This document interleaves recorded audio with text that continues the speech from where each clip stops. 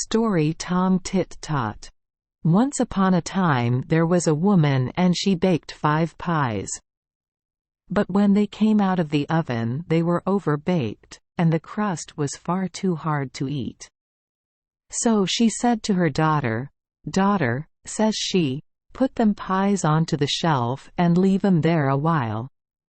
Surely they'll come again in time." By that, she meant that they would become softer, but her daughter said to herself, "If mother says the pies will come again, why shouldn't I eat these now?"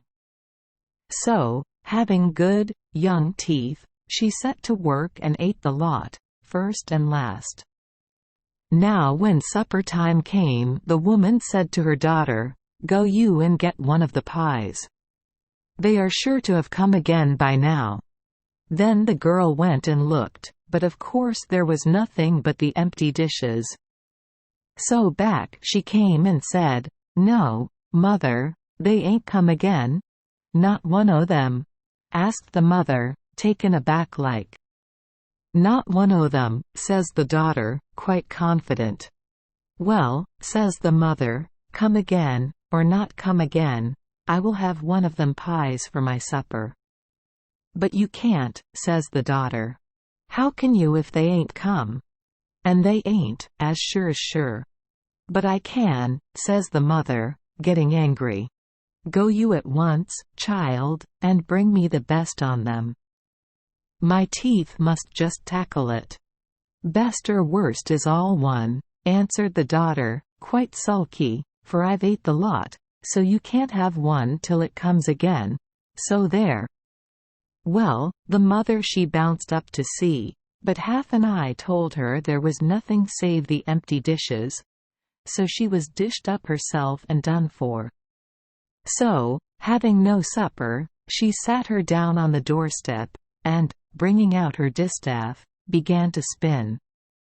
And as she span she sang, "My daughter ate 5 pies today, my daughter ate 5 pies today, my daughter ate 5 pies today." For, see you, she was quite flabbergasted and fair astonished. Now the king of that country happened to be coming down the street, and he heard the song going on, but could not quite make out the words. So he stopped his horse, and asked, "What is that you are singing, my good woman?"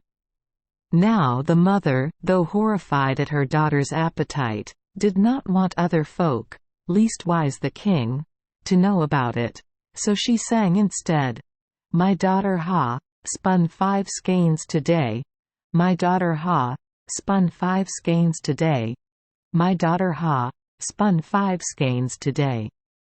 "5 skeins!" cried the king. "By my garter and my crown, I never heard tell of any one who could do that. Look you here, I have been searching for a maiden to wife, and your daughter who can spin 5 skeins a day is the very one for me. Only, mind you, though for 11 months of the year she shall be queen indeed, and have all she likes to eat, all the gowns she likes to get, all the company she likes to keep, and everything her heart desires, in the 12th month she must set to work and spin 5 skeins a day, and if she does not she must die.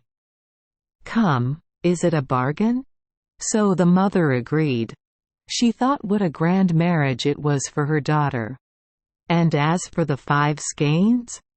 Time enough to bother about them when the year came round. There was many a slip between cup and lip, and, likely as not, the king would have forgotten all about it by then. Anyhow, her daughter would be queen for 11 months. So they were married, and for 11 months the bride was happy as happy could be. She had everything she liked to eat, and all the gowns she liked to get, all the company she cared to keep, and everything her heart desired. And her husband the king was kind as kind could be. But in the 10th month she began to think of those 5 skeins and wonder if the king remembered. And in the 11th month she began to dream about them as well. But ne'er a word did the king, her husband, say about them, so she hoped he had forgotten. But on the very last day of the 11th month, the king, her husband, led her into a room she had never set eyes on before. It had one window, and there was nothing in it but a stool and a spinning wheel. "Now, my dear," he said quite kind-like, "you will be shut in here tomorrow morning with some victuals and some flax, and if by evening you have not spun 5 skeins, your head will come off." Well, she was fair frightened, for she had always been such a gatless, thoughtless girl that she had never learnt to spin at all. So what she was to do on the morrow she could not tell, for, see you, she had no one to help her, for, of course, now she was queen, her mother didn't live nigh her. So she just locked the door of her room, sat down on a stool, and cried and cried and cried until her pretty eyes were all red. Now as she sat sobbing and crying she heard a queer little noise at the bottom of the door. At first she thought it was a mouse. Then she thought it must be something knocking. So she upped and opened the door, and what did she see? Why, a small, little, black thing with a long tail that whisked round and round ever so fast. "What are you crying for?" said that thing, making a bow, and twirling its tail so fast that she could scarcely see it. "What's that to you?" said she, shrinking a bit, for that thing was very queer-like. "Don't look at my tail if you're frightened," says that, smirking. "Look at my toes. Ain't they beautiful?" And sure enough that had on buckled shoes with high heels and big bows, ever so smart. So she kind of forgot about the tail, and wasn't so frightened, and when that asked her again why she was crying, she upped and said, "It won't do no good if I do."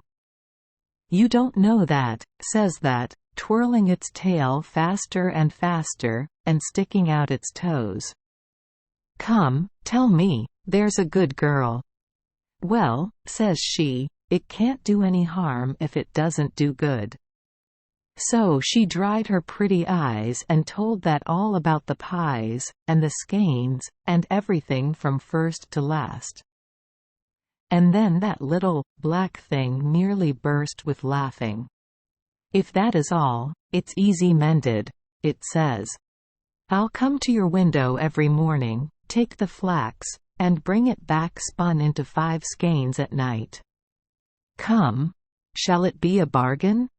Now she, for all she was so gatless and thoughtless, said, cautious-like, "But what is your pay?" Then that twirled its tail so fast you couldn't see it, and stuck out its beautiful toes, and smirked and looked out of the corners of its eyes. "I will give you 3 guesses every night to guess my name, and if you haven't guessed it before the month is up, why," and that twirled its tail faster and stuck out its toes further, and smirked and sniggered more than ever, "you shall be mine, my beauty." 3 guesses every night for a whole month. She felt sure she would be able for so much, and there was no other way out of the business, so she just said, "Yes, I agree." And lor! How that twirled its tail, and bowed, and smirked, and stuck out its beautiful toes. Well, the very next day her husband led her to the strange room again, and there was the day's food, and a spinning wheel, and a great bundle of flax. "There you are, my dear," says he as polite as polite. "And remember, if there are not 5 whole skeins tonight, I fear your head will come off." At that she began to tremble, and after he had gone away and locked the door, she was just thinking of a good cry, when she heard a queer knocking at the window. She upped at once and opened it, and sure enough there was the small, little, black thing sitting on the window ledge, dangling its beautiful toes and twirling its tail so that you could scarcely see it. "Good morning, my beauty," says that. "Come. Hand over the flax, sharp, there's a good girl." So she gave that the flax and shut the window and, you may be sure, ate her victuals, for, as you know, she had a good appetite, and the king, her husband, had promised to give her everything she liked to eat. So she ate to her heart's content, and when evening came and she heard that queer knocking at the window again, she upped and opened it, and there was the small, little, black thing with 5 spun skeins on his arm. And it twirled its tail faster than ever, and stuck out its beautiful toes, and bowed and smirked and gave her the 5 skeins. Then that said, "And now, my beauty, what is that's name?" And she answered quite easy like, "That is Bill." "No, it ain't," says that, and twirled its tail. "Then that is Ned," says she. "No, it ain't," says that, and twirled its tail faster. "Well," says she a bit more thoughtful, "that is Mark." "No, it ain't," says that, and laughs and laughs and laughs, and twirls its tail so as you couldn't see it, as away it flew. Well, when the king, her husband, came in, he was fine and pleased to see the 5 skeins all ready for him, for he was fond of his pretty wife. "I shall not have to order your head off, my dear," says he. "And I hope all the other days will pass as happily." Then he said good night and locked the door and left her. But next morning they brought her fresh flax and even more delicious foods. And the small, little, black thing came knocking at the window and stuck out its beautiful toes and twirled its tail faster and faster, and took away the bundle of flax and brought it back all spun into 5 skeins by evening.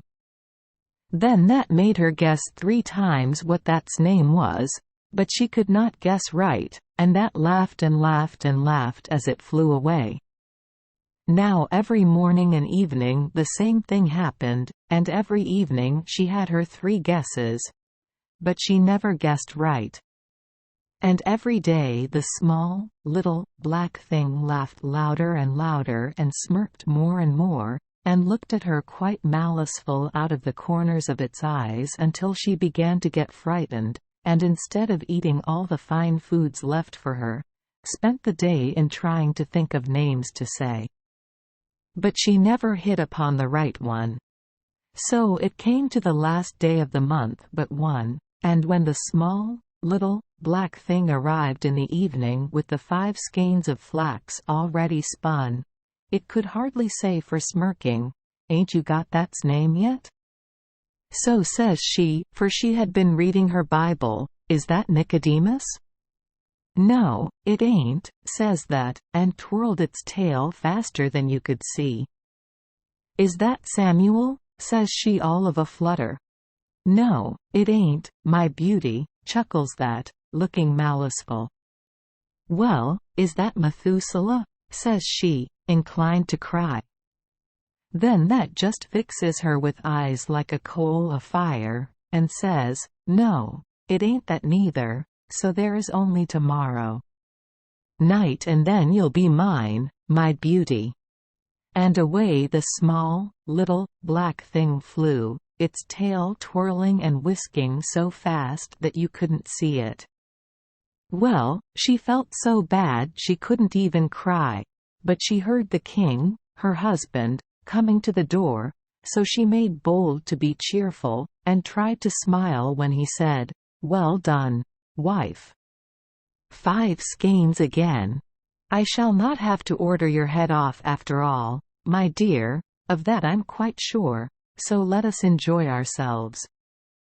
Then he bade the servants bring supper, and a stool for him to sit beside his queen, and down they sat, lover-like, side by side. But the poor queen could eat nothing. She could not forget the small, little, black thing. And the king hadn't eaten but a mouthful or 2 when he began to laugh, and he laughed so long and so loud that at last the poor queen, all lackadaisical as she was, said, "Why do you laugh so?" "At something I saw today, my love," says the king. "I was out a-hunting, and by chance I came to a place I'd never been in before. It was in a wood, and there was an old chalk pit there, and out of the chalk pit there came a queer kind of a sort of a humming, bumming noise. So I got off my hobby to see what made it, and went quite quiet to the edge of the pit and looked down. And what do you think I saw? The funniest, queerest, smallest, little, black thing you ever set eyes upon. And it had a little spinning wheel, and it was spinning away for dear life, but the wheel didn't go so fast as its tail, and that span round and round. Ho ho ha ha! You never saw the like. And its little feet had buckled shoes and bows on them, and they went up and down in a desperate hurry. And all the time that small, little, black thing kept bumming and booming away at these words. Name me not. Who'll guess it's Tom-Tit-Tot? Well, when she heard these words the queen nearly jumped out of her skin for joy, but she managed to say nothing, but ate her supper quite comfortably. And she said no word when next morning the small, little, black thing came for the flax, though it looked so gleeful and maliceful that she could hardly help laughing, knowing she had got the better of it. And when night came and she heard that knocking against the window panes, she put on a wry face, and opened the window slowly as if she was afraid. But that thing was as bold as brass and came right inside, grinning from ear to ear. And oh, my goodness! How that's tail was twirling and whisking. "Well, my beauty," says that, giving her the 5 skeins already spun, "what's my name?" Then she put down her lip, and says, tearful like, Is that Solomon?" "No, it ain't," laughs that, smirking out of the corner of that's eye. And the small, little, black thing came further into the room. So she tried again, and this time she seemed hardly able to speak for fright. "Well, is that Zebedee?" she says. "No, it ain't," cried the impet, full of glee.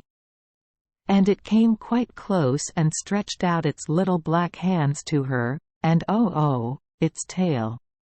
Dot. Dot exclamation mark exclamation mark exclamation mark.